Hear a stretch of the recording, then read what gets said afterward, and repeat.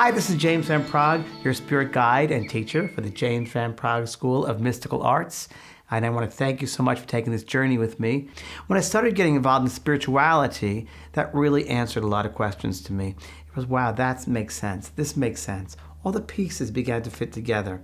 And I realized that whatever we do, Spirit says yes. Our egos and our fear self, our human self says no, not possible. But once we begin to listen and to work with alignment with the Spirit, we will have whatever we want in life. Potential, everything. Spirit says yes, we say no. When I wrote my first book, Talking to Heaven, which I knew I had to do that, I knew I had to share my work of spirit with people because I knew that people needed to find out that little voice. What was going on with life after death? Was there a life after death? Can we communicate with those loved ones in the spirit realm? So I wrote that book, and I didn't know how I was going to be successful. But I believe that the spirit world really worked at pulling strings and making things happen. Wait till you hear this. So you never know how it's going to happen, how you're going to be successful. Just have clearly in your mind an intent. I'm successful. I'm going to be very, very financially free. All of that stuff. I'm going to be emotionally connected. I'm going to be full of love. But all this in divine design. So I put out my first book. I tried selling my first book, Talking to Heaven. I went to all the New York publishers, and every single publisher said no. Nobody wants to read a book about life after death or death itself. That's morbid. It wouldn't sell. I said, I think you're wrong, because every single human has gone through the experience of birth. So we know a little bit about birth, but we all want to know about death because we're all going to go there. So I said, I disagree with you. I think everybody wants to read this book. Well, there was a girl in New York in Penguin Publishing named Danielle Perez, who was the editor, and she looked at this manuscript and she said, there's something very special here. So she bought the book, and they printed the book, 6,000 copies, my first book was, which I didn't know anything. I thought that was great, 6,000. But we had to get the word out. We had to promote it. How are you going to promote this book? A publishing company will only do so much, but really it's up to you then to start doing it on your own. That's what I found out. I was doing a show called The Other Side back in the early 90s, and it was the first show I was on NBC. It was a daily talk show called The Other Side, and they had metaphysical topics. And I remember it was during that time that a producer of Larry King called me up and said, we'd like you to be on Larry King's show. This is back in 94, I believe. And I said, okay. And she asked me if I had a gimmick. And I said, well, what's a gimmick? She said, well, you know, can you reach celebrities or can you do this? And I said, no. I talk to dead people. That's a gimmick enough. That's pretty good. I mean, come on, that in itself. I just, oh, okay, well, you know, maybe another time because, you know, we really have some kind of a gimmick. I'm like, well, sorry. So many years later, 3 years later, I wrote my book, Talking to Heaven. I saved her number. And I called her up and I said to the producer, I have your gimmick. I have a book I wrote called Talking to Heaven that will sell. And she said, oh, you know, Larry isn't really interested in that right now. And as she's speaking to me, her grandfather shows up, her deceased grandfather. He comes right into my head. And he said, you tell her that her mother has my glasses in the side of the bed, in the drawer on the side of the bed, and that she's taking 10 pills. She needs to cut down to 7 pills. She has a problem with her left leg, and all these details. And am I just saying this to this woman on the phone? Well, I don't even know. And she said, let me call you back. And 10 minutes later, this producer called me back. And she said, oh my gosh, I just talked to my mother. You're correct. She has my grandfather's glasses in next to the bed, and the left lens is cracked. And yes, she has these 10 pills she was taking. She's going to cut down to 7. She has trouble with her left leg, and so forth and so on. And she goes, oh my gosh, what are you doing tonight? And I said, nothing. She goes, do you want to be on the Larry King show? And I said, I'd love to. And that was the beginning. That was Friday, December of 97. The first time they ever had a medium on television, really on CNN, on network television. And that Friday night, I went around the world with that book, Talking to Heaven, with Larry King. The initial printing, of course, was 6,000. At the end of that weekend, by Sunday, they were still calling CNN bureaus from around the world. And my book ended up going from 6,000 to 600,000 copies that they were printed in 2 weeks. And it was #1 for many, many months on New York Times. So the spirit world definitely were involved in that. They really were involved because when I was talking to her on the phone, the grandfather came into my space. Did I set that up? They set that up. How many openings for the show that night? I mean, there were usually no openings for a show that night to happen. So we have to remember that there's a bigger picture, that the spirit world, the spirit people are taking care of us. If we just open up our minds and realize that we are worthy to receive, that we are worthy to be successful, that we can do in this life anything we want. Even if it's spiritually based business, we can succeed in it. You just have to believe and have the right intent. The universe says yes. Our egos, our human self says no. I've been teaching classes and courses and workshops for years, and I know what happens when a person opens up to their power and they really honor who they are. They should never measure themselves by anybody else. Never should do that. But within you, you can do anything. You can be successful at anything you want to do. You just have to make up your mind, set the intention, and do it. And never worry about what other people think. Because when you worry what other people think about you and your journey, you're going to block things from happening. And it won't necessarily happen in this time or that time. It's your time. So you really just have to have a strong intent and then begin to really work at being true to yourself and really using your own intuition. I'm telling you, I'm not the only one who can be successful intuitive. That's obvious. You can.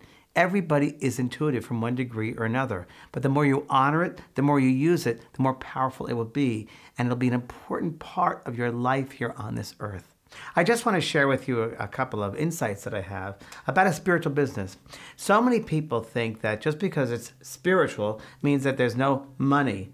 I don't believe that. I believe that money is energy. I think everything is energy. And I listen, if the house we live in for free, the food is free, and everything was no money at all in this three-dimensional world, great. But guess what? We're living in a three-dimensional world, a human world. We have to pay for things, and there's value to things.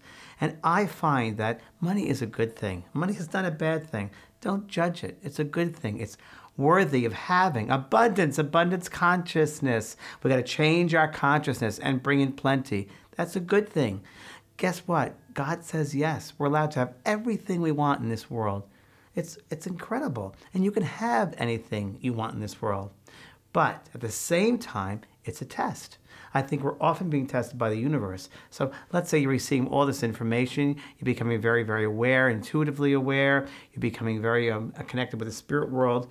What are you going to do with that? If you're being very, very wealthy with money, what are you going to do with that money? It's an energy. It's a test. What are you going to do with it? How are you going to use that energy of money? To me, money is like manure. You spread it around and watch it grow. You help others. You help others' lives to be better. And I think it's just up to you as a soul. But I think you have to understand that you are worthy to receive anything you can. Even though something called spiritual doesn't mean that you shouldn't receive value for it. It has value. Don't undervalue something. As you continue with the spiritual journey, one of the things you have to remember is that you have a responsibility. If you're an intuitive, if you're able to see clearly things about the person, about their future, about their past, remember, you have a responsibility to give out what you get. Now, you have to be very, very empathetic. You have to be a person, if you will, who they look up to. You have a responsibility to be the teacher, you're the spiritual leader, you have insights about things. People look up to you for wisdom. And you have to remember that. You can't abuse that. You have to be there for them in all different aspects. I know as a spiritual medium, a spiritual teacher, I wear many hats. I wear the hat of the counselor. I wear the hat as the marriage counselor. I wear the hat as a minister, the scientist, this, that, everything. I have to remember that my job here is to really enable that person to make their lives better, not to disable them and destroy them, but to make it better. Part of what your responsibility in this work is to find that light within that person and to create that flame, make that flame go higher and higher, to really honor themselves. Teach another person that they must honor who they are. Who they are. Remind them that they are this beautiful being of light. I find in my work, the hardest part of my job is not necessarily connecting intuitively with somebody. I can do that. But one of the hardest things for me to do is I see those beautiful light and possibilities and potential around people, but they don't see it for themselves. So part of your job as an intuitive, as a healer, is to really help people to see who they truly are and to honor that and to live their truth. That's why you're on their path. Remember, never measure yourself by somebody else. So let's say there's somebody who's a well-known intuitive, they have a website, they're known around the world or in the country or whatever, or they have a television show. don't measure yourself to that person, because you're all on a different path. We all have our own unique path, and we bring different components and different elements into our healing work. Never, ever compare yourself to another. Hard to do because we live in a three-dimensional, judgmental world. But guess what? You are here to enhance the world, not to take apart other people or be jealous or envious. We have no room for that in this spiritual work. That's not what spirituality is. No envy, no jealousy, no possession. That's not what it's about. It's about really empowering, enlightening. That's what we're here to do. So you really want to help and assist to bring that word, to bring that awareness to as many people as you can. The final key is perfecting your craft. So I know that you have to be willing to always learn. Every day we learn something new. I know that. And you have to be willing to open up to new experiences every single day. You know, I still take classes. I still take workshops. I go see as many mediums as I can, intuitives, and I just do to learn. I'm always learning a different aspect, a different way of getting in, a different way of looking at something, a very different perspective. I think we all have to do that. Remember, this earth world is our schoolroom. We're here to learn in all different ways possible.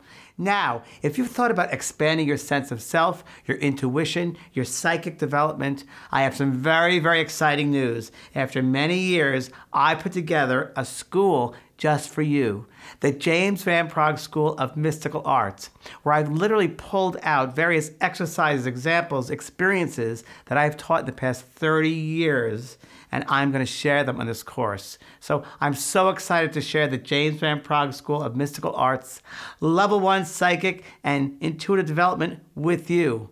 In this course, there's so much I'm going to be teaching you or working with you on. For instance, what's the difference in the clairsentient, clairvoyance, clairaudience, how to work with energy, what is energy, how to see the auric field, how to feel the auric field, what is a soul-to-soul reading, how can you read another soul.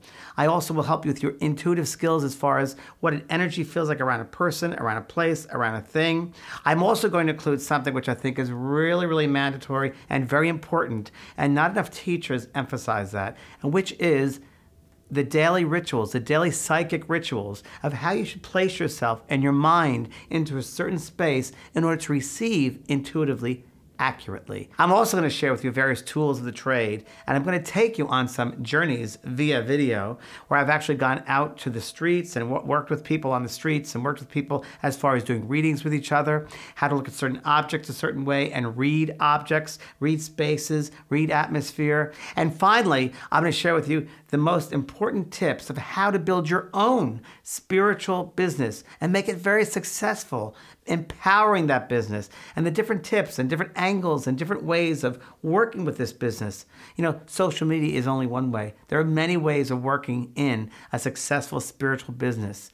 And like I said, this is a professional certification course. So that at the end of this course, you're going to receive a certification from the James Van Praagh School of Mystical Arts. So you can tell other people, you know, that you've studied with me, you've taken this course, and I think after 30-something years, that's going to be worth a lot. And I just want to remind you that you don't have to be a psychic to take this course. You can be an everyday person. That's how I've designed it.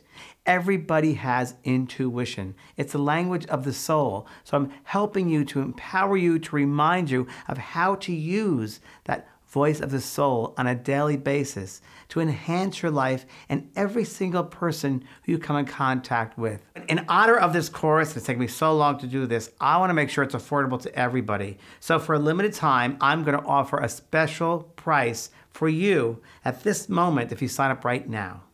I believe there are no accidents. I believe in divine intervention.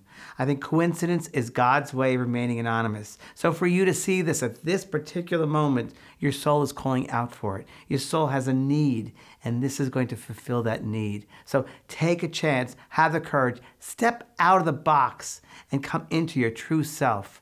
Honor your true self. Empower your true self. I look so forward to working with you at the JVP School of MysticalArts.com. We'll get started with our first Psychic and Intuitive Development Certification Level 1 course.